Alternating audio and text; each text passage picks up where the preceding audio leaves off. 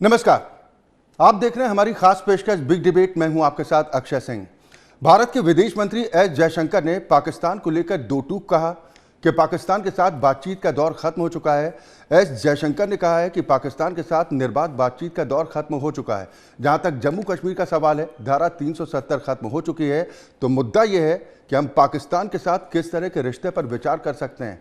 ऐसे में अब सवाल यह है कि हम पाकिस्तान के साथ कैसे रिश्ते चाहते हैं।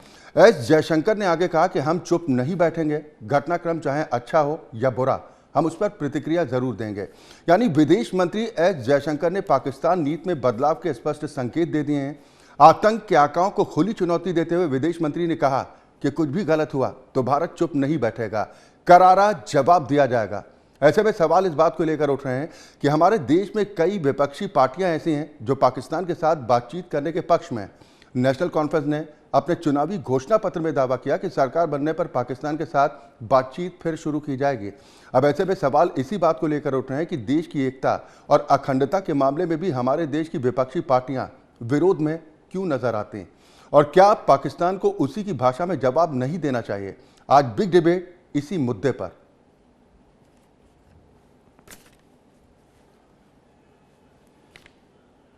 तो विदेश मंत्री एस जयशंकर की तरफ से दो टूक कह दिया गया है कि पड़ोसी देश की हर गतिविधि पर भारत पैनी नजर रखेगा और भारत अब खामोश बैठने वाला नहीं है।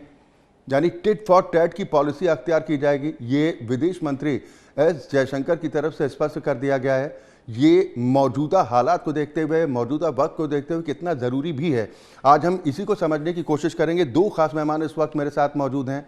जाने माने रक्षा विशेषज्ञ दर्शन सिंह ढिल्लो साहब हमारे साथ इस कार्यक्रम में शामिल हैं, और विदेश मामलों के जानकार JS सोढ़ी साहब हमारे साथ इस कार्यक्रम का हिस्सा हैं। बहुत स्वागत है आप दोनों का। शुरुआत में दर्शन सिंह जी आपसे ही करना चाह रहा हूँ। विदेश मंत्री एस जयशंकर की तरफ से जिस तरीके से पाकिस्तान को जवाब दिया गया, ये जरूरी है, वक्त की जरूरत है? देखिए, बयान जो दिया है, पहले भी ऐसे बयान बहुत दिए जा चुके हैं। घर में घुस के मारेंगे, हम उसको नस्ताबूद कर देंगे, ये कर देंगे। बयानों से कोई फर्क नहीं पड़ता जब कथनी और करनी में एकता ना हो। अभी एक तरफ तो हम उससे बातचीत करते हैं, एक तरफ क्रिकेट खेलते हैं और एक तरफ बस चलाते हैं, अमन की आशा, ये सारी चीजें। पहले तो आप जो अपने कूटनीतिक संबंध हैं, ये क्रिकेट वगैरह को बंद करिए। जिस देश के साथ हमारा जो टसल चल पिछले इतने सालों से, 70 सालों से ही चल रहा है लगातार, और हम ऐसा कोई हफ्ता नहीं गया जिस हफ्ते कोई बॉडी बैग्स हमारे शहीद होके लोगों के घर ना पहुंचे हों। तो फिर उनके साथ क्रिकेट खेलने का मतलब क्या है? ये चीज तो हमें बहुत पहले सोचनी चाहिए। बहुत बार ये चीज हो चुकी है कि ऐसी चीजें उनके साथ, जो पहले उनको आइसोलेट करो हर चीज में। आप उनके साथ बस चलाने का क्या मकसद क्या है बस चलाने का? देखिए, 1947 में ऑप्शन दिया गया, जिसने पाकिस्तान जाना है वो पाकिस्तान चला गया, जो पाकिस्तान से इधर आना था वो आ गया। अपनी मर्जी से लोग आए, उनको ऑप्शन दिया गया था। तो अभी उनके साथ कोई साझ नहीं है। ये जर्मनी नहीं है कि यहाँ पे दीवार बना दी गई थी और परिवार बट गए या वो बट गए। लोग अपनी मर्जी से एक मुल्क छोड़ के दूसरे मुल्क में बसने को आ गए, और वहां पे कोई जो उनका भाईचारा है बचा नहीं है। ये नहीं है कि उनका एक भाई है या कुछ है, वो है जिनके, वो उन्होंने अपनी इच्छा से रहे हैं, इधर भी इच्छा से रहे हैं। तो उनको जो 70 सालों बाद प्यार जाग रहा है, उनके लिए हम बसें चलाएं, ये चलाएं और ट्रेनें चलाएं, ये बंद कर देना चाहिए। इसका कोई फायदा नहीं है जब तक वहां की पब्लिक ये नहीं उन पे प्रेशर डालती कि भारत के साथ दुश्मनी से कोई फायदा नहीं है, हमारे भी जवान शहीद होते हैं, उनके भी जवान शहीद होते हैं। तो इन चीजों में कोई कुछ निकलने वाला नहीं है। टेररिज्म से पाकिस्तान बर्बाद हो रहा है, फाइनेंशियली भी, मिलिट्री की भी हालत खराब है, हर चीज में। तो हमें कोई जरूरत नहीं है इन चीजों की करने की। पर बयान देके एक तरह से मकसद जो है, मुझे नहीं मालूम कि इलेक्शन से पहले उसका क्या बयान देने का मकसद है। पर जरूरत है कि इन चीजों को हम उनसे जो डिप्लोमेटिक रिलेशंस है उनको कट ऑफ करें, और ऐसी जो चीजें अमन की आशा वगैरह वाली कोई जरूरत नहीं है हमें चलाने की। और उनसे एक टूक भाषा में बात करो। अगर वो टेररिज्म को नहीं छोड़ेंगे तो हम जो उनका टेररिज्म है उसको खत्म करने के लिए वचनबद्ध हैं और करते रहेंगे, और हमें इस पे कोई दो राय होनी नहीं चाहिए। सोढ़ी साहब, विदेश मंत्री साहब की तरफ से यह कहा गया कि जो पाकिस्तान से जो बातचीत का दौर था अब वो खत्म हो चुका है। यानी पाकिस्तान नीति में बदलाव के इसको स्पष्ट संकेत के तौर पर देखा जाए कि भारत सरकार की तरफ से अब पाकिस्तान के साथ जो जितना भी अभी तक तालमेल है, और ये कहना कि सकारात्मक हो या नकारात्मक हो, जवाब तो जरूर मिलेगा और करारा मिलेगा।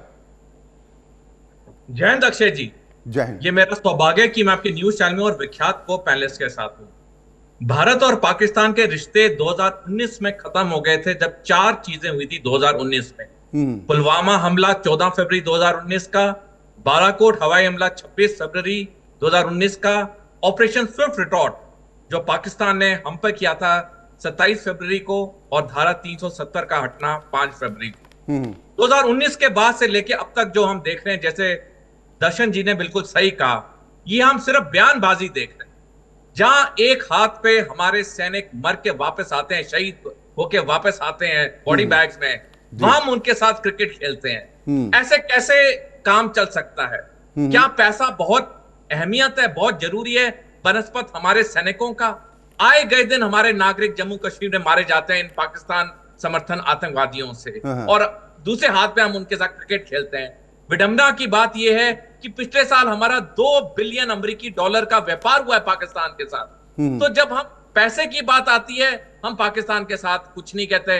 जहां हमें बयानबाजी की बात आती है, जहां हमारे सैनिक शहीद होते हैं, हम बयान देते हैं। पहले तो हमें अंदर इंट्रोस्पेक्ट करना होगा, आखिर हम चाहते क्या है, हमारी नीति क्या, विदेश नीति क्या है। दूसरी चीज अक्षय जी, चाहे हम पाकिस्तान से अब जितनी भी बातचीत कर लें, पाकिस्तान को हमसे बातचीत में कोई दिलचस्पी नहीं। उसका मुख्य कारण यह है कि पाकिस्तान और चीन मिलके भारत पे 2 फ्रंट वॉर की तैयारी कर रहे हैं।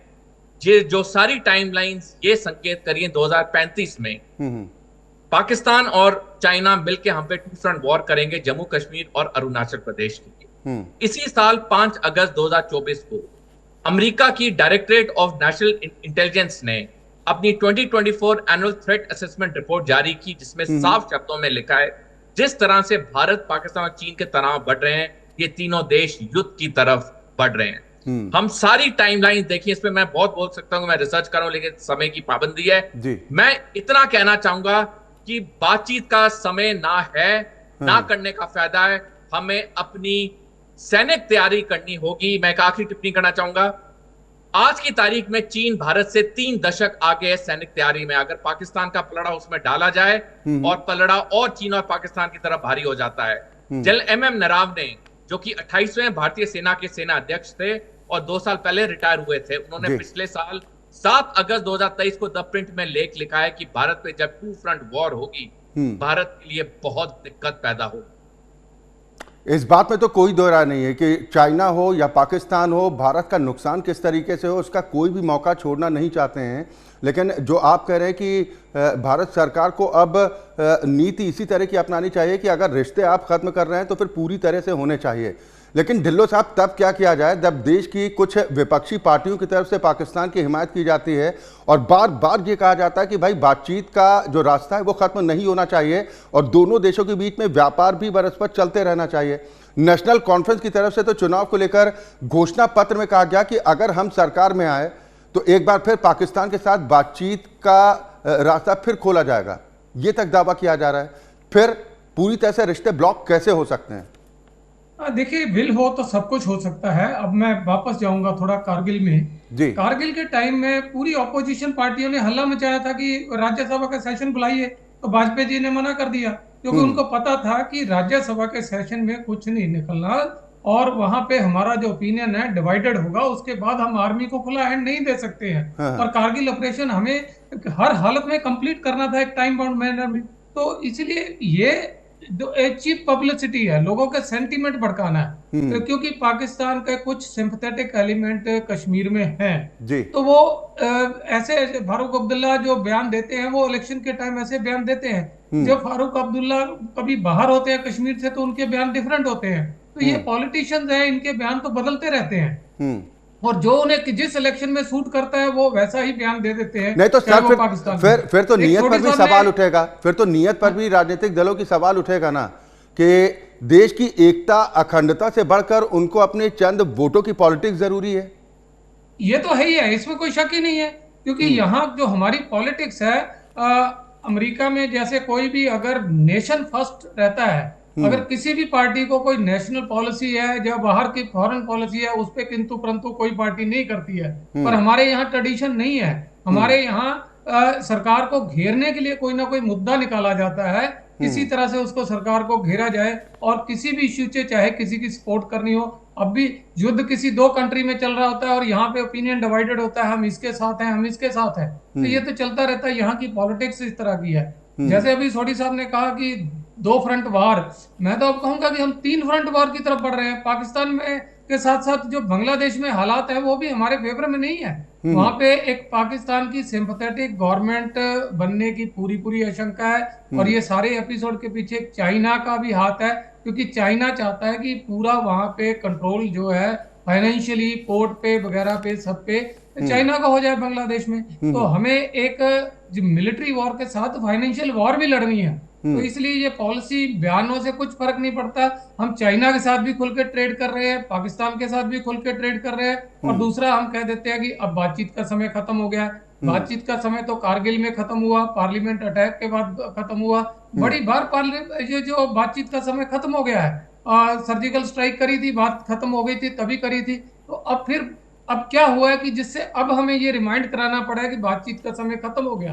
बातचीत का समय तो कभी था ही नहीं। ये कोशिश वाजपेयी जी ने खुद जाके करी, मनमोहन सिंह ने करी, मोदी जी खुद गए वहां पे, उन्होंने भी कोशिश कर ली है। तो बातचीत एक डिप्लोमेसी की बात सर कही जाती है कि ये कूटनीति होती है कि भाई अगर इस बात की उम्मीद लेकर आगे बढ़े कि भाई पड़ोसी हैं, पड़ोसी के नाते हमारे रिश्ते बेहतर होने चाहिए, उस दिशा में अगर प्रयास हो सकते हैं तो भारत की तरफ से पहल की गई। चाहे आपने वो बस ले जाने का जिक्र किया हो कि अटल जी बस लेकर पहुंचे थे, प्रधानमंत्री नरेंद्र मोदी का अचानक से पाकिस्तान का दौरा होना, ये तो एक संदेश देने की कोशिश थी ना कि भारत आपसे रिश्ते बेहतर चाहता है, लेकिन आतंकवाद की बुनियाद पर नहीं। आतंकवाद अगर रहेगा तो फिर रिश्ते संभव नहीं।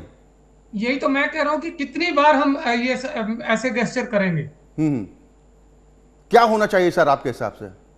हमारे हिसाब से उनको पॉलिटिकली जो है बिल्कुल डिसकंटिन्यू किए, क्रिकेट बस वगैरह ये सारी जो डिप्लोमेसी है बंद करिए, अपना कॉन्सुलेट भी वहां से बंद करिए। हमें क्या जरूरत है पाकिस्तान में अपने एम्बेसडर रखने या वहां के जो उनके साथ तालमेल बनाने की, क्योंकि वहां पे बिल्कुल जो उनके यहाँ बंदे हैं वो सारे जासूसी में इन्वॉल्व हैं जो इंडिया में रहते हैं, और उसके बाद हमारी सारी इंफॉर्मेशन उनकी कोशिश होती है किसी ना किसी तरीके से बाहर भेजने, यहाँ अपने सोर्सेज कल्टीवेट करने। तो हम क्यों नहीं ये चीजें जो जड़े हैं काट देते हैं इसको, और बिल्कुल हम अपना क्लीन स्लेट पे स्टार्ट करें कि हमने उनसे कोई रिलेशन रखना ही नहीं है, और रखना है तो सिर्फ वो रखना है कि अगर टेररिज्म उनका कोई बंदा घुसेगा या सपोर्ट करेगा तो हम उसे छोड़ेंगे नहीं। लेकिन देश के विपक्षी दलों की तरफ से जिस तरीके से सोडी सर सवाल उठाए जाते हैं कि मोदी सरकार की विदेश नीति पूरी तरह से फेल हो चुकी है क्योंकि वो अपने पड़ोसियों से भी बेहतर संबंध नहीं बना पा रहे हैं, उधर भारत सरकार की तरफ से ये संदेश भी देने की कोशिश कहीं ना कहीं एस जयशंकर साहब की तरफ से की गई है कि सिर्फ भारत ही नहीं, जो अपने पड़ोसियों की चुनौती से जूझ रहा है, दुनिया के तमाम मुल्क ऐसे हैं जो अपने पड़ोसियों से परेशान हैं। क्या ये संदेश भी देने की कोशिश की गई है ताकि विपक्षी दलों के जो सवाल हैं उनको चुप कराया जा सके, उनको जवाब दिया जा सके? अक्षय जी, जैसे दर्शन जी ने सही कहा कि अमेरिका में और हम में जो पॉलिटिकल पार्टीज में बहुत बड़ा फर्क है। फर्क इसलिए है क्योंकि अमेरिका में जो नेशनल सिक्योरिटी स्ट्रेटेजी है वो पब्लिक डोमेन में है, हमारे पास कोई नेशनल सिक्योरिटी स्ट्रेटेजी नहीं है। और इसलिए जब कोई राजनीतिक पार्टी सत्ता में होती है वो दूसरा गाना गाती है, जब विपक्ष में होती है वो दूसरा बयान देती है, वो हर चीज अपने वोट बैंक के नजरिए से देखती है। तो पहले तो हमें अपनी नेशनल सिक्योरिटी स्ट्रेटेजी बना के पब्लिक डोमेन में डालना चाहिए ताकि हर नागरिक को, हर राजनीतिक पार्टी को पता हो कि हमारे नेशनल सिक्योरिटी एम्स और ऑब्जेक्टिव्स क्या हैं, हमारे दुश्मन देश कौन है। जब तक ये एक सिंपल डॉक्यूमेंट पब्लिक डोमेन में नहीं आएगा, ये बयान प्रति बयान, सत्ता विपक्ष, ये सारा जो खेल है ये खेला चलता रहेगा। अब 1947 से लेके आज तक जो भी राजनीतिक पार्टी सत्ता में आई, उनके प्रधानमंत्री ने पूरी कोशिश की पाकिस्तान से, चीन से अच्छे रिश्ते की, और ये इतिहास गवाह, अगर हम थोड़ा गूगल सर्च करें सारी चीजें पब्लिक डोमेन में। लेकिन फर्क क्या पड़ा? कोई फर्क नहीं पड़ा। फर्क इसलिए नहीं पड़ा क्योंकि जिस देश की नियत और नीति ही भारत विरोधी हो, उसके साथ आप 1000 बार बातचीत कर लीजिए, 1000 बार क्रिकेट खेल लीजिए, 1000 बार हॉकी के फाइनल खेल लीजिए, उनको कुछ फर्क नहीं पड़ेगा, क्योंकि उनका जो सैनिक लक्ष्य है, सैनिक लक्ष्य उनका क्लियर है, उन्होंने जम्मू कश्मीर के लिए हमला करना है। और वहीं पे आप चीन को देख लीजिए, चीन के साथ भी आप कितनी हमारी 21 लेवल कोर कमांडर टॉक्स हो चुकी हैं, 31 टाइम्स वर्किंग कमेटी ग्रुप की मीटिंग्स हो चुकी हैं, कोई हमारा LAC का बॉर्डर इशू रिजॉल्व नहीं हुआ, क्योंकि चीन के लिए जो सैनिक लक्ष्य है वो है अरुणाचल प्रदेश। तो पहली बात तो हमें समझनी होगी, ये डायलॉग डिप्लोमेसी, ये बयानबाजी, ये कड़ी निंदा, ये सारी चीजों का समय बहुत पहले निकल चुका है। अब हमें सिर्फ अपनी सैनिक तैयारी करनी है। और मैं एक बहुत अहम टिप्पणी करना चाहूंगा, आज तक जो युद्ध हुए उसमें हमने देखा कि थल सेना, वायुसेना, नौसेना ने अहम भूमिका निभाई, लेकिन जो आने वाले युद्ध होंगे जो चीन लड़ेगा, उसमें सारे डोमेन्स ऑफ वॉर अलग होंगे। सबसे पहले साइबर, इलेक्ट्रोमैग्नेटिक स्पेक्ट्रम और स्पेस वॉरफेयर काम में आएगा, उसके बाद थल सेना, वायुसेना और नौसेना बहुत बाद में आएंगी। और इसका एक छोटा मैं उदाहरण देना चाहता हूं। जी जी। पूरा देश जानता है कि हमने बालाकोट सर्जिकल एयर स्ट्राइक्स की 26 फरवरी 2019 को, लेकिन अगले दिन क्या हुआ बहुत कम लोग जानते हैं। मैं आपके दर्शकों से अनुरोध करूंगा, थोड़ा गूगल सर्च करें, एक किताब भी है द फाइनल वॉर जो प्रवीण सानी ने लिखी है। उस किताब में बिल्कुल साफ लिखा है कि अगले दिन पाकिस्तान ने 27 फरवरी 2019 को ऑपरेशन स्विफ्ट रिटॉर्ट किया भारत के खिलाफ। इस ऑपरेशन स्विफ्ट रिटॉर्ट में 24 F-16 लड़ाकू विमान पाकिस्तान एयरफोर्स के जम्मू कश्मीर इलाके में घुसे। उस वक्त पाकिस्तान ने भारत के वायुसेना का इलेक्ट्रोमैग्नेटिक स्पेक्ट्रम जैम कर दिया, जिसकी वजह से विंग कमांडर अभिनंदन जो MiG-21 में थे, उनका संपर्क ATC से टूट गया। वो गिरफ्तार हुए, पाकिस्तान से वापस कर दिए गए कुछ दिन बाद। और उसी दिन हमारी अपनी मिसाइल ने भारतीय वायुसेना के एक हेलीकॉप्टर को मार गिराया, जिसे 6 वायु सैनिक मारे गए। ये चीज पाकिस्तान अकेले नहीं कर सकता था, क्योंकि इलेक्ट्रोमैग्नेटिक स्पेक्ट्रम जैम करना बहुत बड़ी चीज होती है। पूरी चीन ने मदद की थी। मेरे कहने का तात्पर्य ये, आने वाला जो युद्ध है वो बहुत विपरीत होगा। चले, यानी सर आप ये कह रहे हैं कि सचेत रहने की जरूरत है, क्योंकि हमारे जो पड़ोसी मुल्क हैं उनकी तरफ से कुछ इस तरह का चक्रव्यूह रचने की कोशिश की जा रही है ताकि भारत को ज्यादा से ज्यादा नुकसान पहुंचाया जा सके। हम बात कर रहे हैं विदेश मंत्री एस जयशंकर की, जिन्होंने पाकिस्तान को लेकर दो टूक कह दिया है कि पाकिस्तान को उसी की भाषा में जवाब दिया जाएगा। सकारात्मक हो या नकारात्मक, जवाब होगा और करारा जवाब होगा। सवाल इस बात को लेकर उठ रहे हैं कि आखिर ऐसी क्या जरूरत आ पड़ी कि विदेश मंत्री एस जयशंकर की तरफ से इस तरह का बयान एक बार फिर देना पड़ा है। दोनों खास मेहमान मेरे साथ लगातार बने हुए हैं। दर्शन सिंह जी, जो ब्रेक पर जाने से पहले जो हम चर्चा कर रहे थे, आप ये कह रहे थे कि हो सकता है कि जम्मू कश्मीर में विधानसभा चुनाव हो रहे हैं, चुनावों के मद्देनजर इस तरह की बयानबाजी की गई हो, लेकिन जब भी पाकिस्तान के संबंध में बातचीत की जाती है तब यही कहा जाता है कि भारत सरकार का स्टैंड बिल्कुल क्लियर है। अगर गोली चलाई जाती है तो उसका जवाब गोली से ही दिया जाएगा, बातचीत के सारे रास्ते बंद होंगे। आप कह रहे हैं कि चाहे वो क्रिकेट हो या फिर और अन्य चीज़ें जिसमें अभी भी दोनों देशों के बीच में रिलेशन हैं, उनको भी खत्म कर देना चाहिए पूरी तरह से। और क्या भारत सरकार इस दिशा में कदम बढ़ा सकती है आपके हिसाब से? जी हाँ, बिल्कुल बढ़ाना चाहिए। देखिए, जो पाकिस्तान है वो सिर्फ आर्मी का दुश्मन नहीं है कि आर्मी लड़ती रहे, बाकी हमारे लिए तो क्रिकेट खेलना वो फ्रेंडली है, जो हमारे लिए व्यापार करना जरूरी है। व्यापारी को व्यापारी अच्छा लग रहा है, उसको लग रहा है कि चाहे वो व्यापारी पाकिस्तान का हो चाहे अमेरिका का हो, एक ही बात है। पर एक बात नहीं है, हम सिर्फ आर्मी थोड़ी लड़ रही है, आर्मी की दुश्मनी थोड़ी है, ये देश की दुश्मनी है। वो देश के खिलाफ साजिशें कर रहे हैं, जिसका खामियाजा आर्मी को भुगतना पड़ रहा है। तो व्यापारी क्यों ना भुगते, क्रिकेटर क्यों ना भुगते, वो भी तो भुगते ना। क्रिकेट अपनी कमाई जारी रखना चाहते हैं पाकिस्तान का साथ खेल के, क्योंकि उस मैच में सबसे ज्यादा बैटिंग होती है, उस मैच में सबसे ज्यादा रश होता है, तो वो भी अपना कार्य जारी रखना चाहते हैं। सेम तरीके से जो व्यापारी है अपना व्यापार ज्यादा जारी रखना चाहते हैं, क्योंकि पाकिस्तान का जो डॉलर है बहुत रेट हाई हो गया है, इसलिए उनको एक्सपोर्ट करने में वहां अच्छा पैसा मिल रहा है, तो उनको भी कोई मसला नहीं है। तो मसला किसको है? मसला तो फिर फौजियों के लिए थोड़ी है, तो हमारे लिए भी मसला नहीं होना चाहिए। बिल्कुल बिल्कुल, आपने जिस बात का जिक्र किया कि चाहे वो व्यापार हो, चाहे वो खेलकूद हो, चाहे वो सिनेमा हो, अगर रिश्ते बंद हो रहे हैं फिर हर तरह के होने चाहिए। दुश्मनी का मतलब दुश्मनी है। उनके फिल्म के कलाकार आके हमारी फिल्मों में काम करें और कमाई करके पाकिस्तान लौट जाए, यहाँ से वो सारी एडवर्टाइजमेंट का रेवेन्यू भी ले जाए, तो हमें क्या फायदा है? हम क्यों करा रहे हैं? तो सर, उन राजनीतिक दलों का इलाज फिर क्या होना चाहिए जो पाकिस्तान की हिमायत करते हैं सब कुछ जानने के बावजूद, यानी कि तुच्छ वोटों की खातिर, जिसका हम जिक्र कर रहे थे कि वोट बैंक के लालच के चलते में वो दुश्मनों का भी सहयोग कर जाएंगे? देखिए, अगर कोई दल ऐसा करता है तो क्या हम उन दलों के आगे झुक जाएं कि नहीं नहीं वो ऑपोजिशन क्या बोलेगी इसलिए हमें ये चीज चालू करना चाहिए? तो ऑपोजिशन को ये भी बताइए कि ऑपोजिशन को तो फौजियों को इसी तरह मरने दें, सेना को इसी तरह रोज बॉडी बैग्स भेजते रहिए, वो मंजूर है देश को और उन पार्टियों को भी मंजूर है। ये पार्टियां तो जब कोई आदमी फौज का कोई जवान शहीद हो जाता है, यही लोग जो आज पाकिस्तान के फेवर में बोलते हैं, कल उसके घर खड़े होते हैं और हार लेके और अनाउंस भी करते हैं, अवार्ड भी अनाउंस करते हैं कि हम 1 करोड़ देंगे। तो इनका तो डबल स्टैंडर्ड है। अगर आप इनके हिसाब से पॉलिसी बनाएंगे, ऑपोजिशन के हिसाब से, या कुछ ऐसी पार्टियां जो पाकिस्तान से सिंपैथेटिक हैं उनके हिसाब से पॉलिसी बनाएंगे, तो कभी भी हम पाकिस्तान को सॉर्ट आउट कर ही नहीं सकते। एक फाइनल रिएक्शन मैं सोडी सर आपसे जरूर लेना चाह रहा हूं। नेशनल कॉन्फ्रेंस हो गई, पीडीपी हो गई, इनकी पाकिस्तान के प्रति मोहब्बत, लगाव तो समझ में आता है।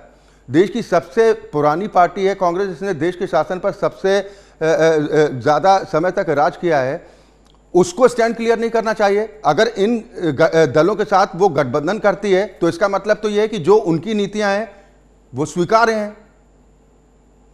अक्षय जी, मैं पॉलिटिक्स में नहीं जाऊंगा, लेकिन अगर हम थोड़ा देखें पिछले कुछ सालों में हर बड़ी पॉलिटिकल पार्टी ने पीडीपी या एनसी के साथ कभी ना कभी गठबंधन किया है, तो मैं इसके आगे कुछ नहीं कहूंगा।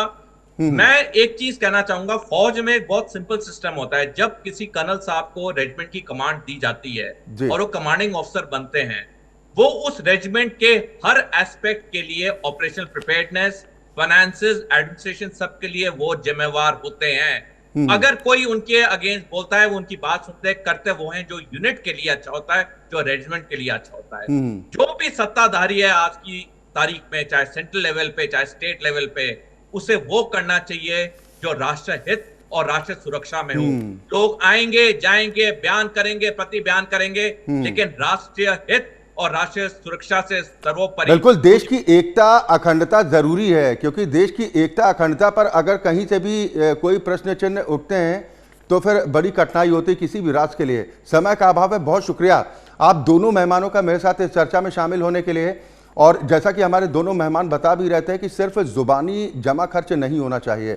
अगर कोई बातें कही जाती हैं, कोई नीति बनाई जाती है, तो फिर वो पूरी क्लियर होनी चाहिए और उसका संदेश पूरे देश भर में होना चाहिए कि अगर पाकिस्तान के साथ हमें रिश्ते नहीं रखना है तो नहीं रखना है। वो चाहे कूटनीतिक स्तर पर हो, खेल के स्तर पर हो, सिनेमा के स्तर पर हो, या फिर अन्य व्यापार के स्तर पर हो। अगर पाकिस्तान लगता है कि अपनी हरकतों से बात नहीं आने वाला है तो फिर भारत सरकार को ऐसे कदम उठाने ही पड़ेंगे, क्योंकि एक अच्छे पड़ोसी की चाहत तो सभी को होती है, लेकिन पड़ोसी अगर जी का जंजाल बनने लग जाए तो फिर उस पर एक कड़ी पॉलिसी बनाने की ज़रूरत होती है।